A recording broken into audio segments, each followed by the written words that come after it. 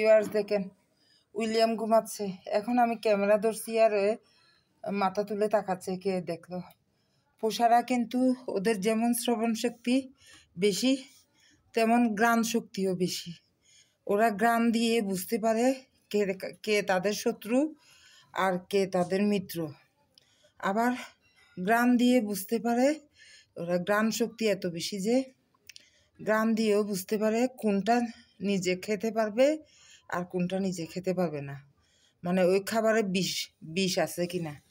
তো কাজে আমার পোষাদের বিষ মাখা অনেকে অনেক কিছু দিছিল, কিন্তু পোষারা খায় না।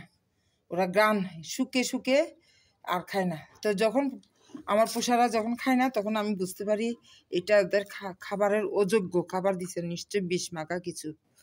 তো আমার পোষারা সেরকম। এটা শুধু আমার পোষা না, এটা পোষাদের জন্মগত সৃষ্টিগতার অবদান।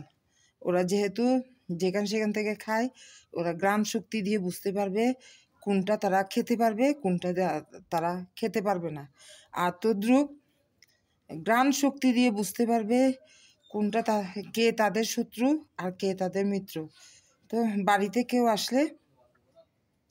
বাড়িতে যদি কেউ আসে, আমাদের বাড়িতে কেউ আসলে বলতে যেমন বাড়ির কাজে কত রকম আসে না, যেমন লাকড়ি দিতে আসে, চালের বস্তা দিতে আসে, আবার কত রকম এরকম মানুষদের সাথে অথবা আত্মীয় স্বজনরাও আসে। এই সবাইকে বুঝতে পারে, আত্মীয় স্বজনের মধ্যেও বুঝতে পারে মানে কে তাদের শত্রু কে তাদের মিত্র।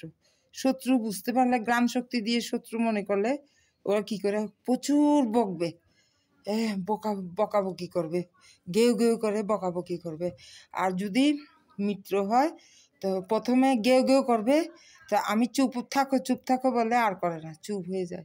তখন বুঝতে পারি আমি যে এ আমার মানে মিত্র, মানে আমার মিত্র বলতে কি সে আমার কোনো ক্ষতি করবে না, এরকম। তার মনের মধ্যে আমাকে নিয়ে কোনো হিংসা নাই।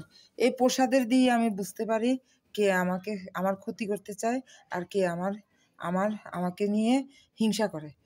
এগুলো দিয়ে বুঝতে পারি আমার পোষারা মানে আমার কি। তো এখন উইলিয়াম দেখেন প্রথমে লাইট ধরাতে সে একটুখানি শব্দে উঠে গেছে। শ্রবণ শক্তি এত বেশি যে একটু শব্দ হলে, এমনকি আমাদের বাড়িতে গাছের পাতা একটা পড়লে টস করে উঠে উইলিয়াম বুক করে ফেলবে, মানে গেউ করবে, বুক করে গেউ করবে। তো মানে এত শ্রবণ শক্তি বেশি। তো এখন যখন আমি তাকে লাইটিং ধরে কথা বলতেছি, কি সুন্দর সে আবার আগের মতো করে ঘুমাচ্ছে। দেখছেন, ওর জন্য বিছানায় পাতায় দিছি, সেটাতে সে সুন্দর করে ঘুমাচ্ছে। তো সুপ্রিয় ভিউয়ার্স, আপনারা সবাই আমার প্রসাদের দোয়া করবেন, আমাকে দোয়া করবেন।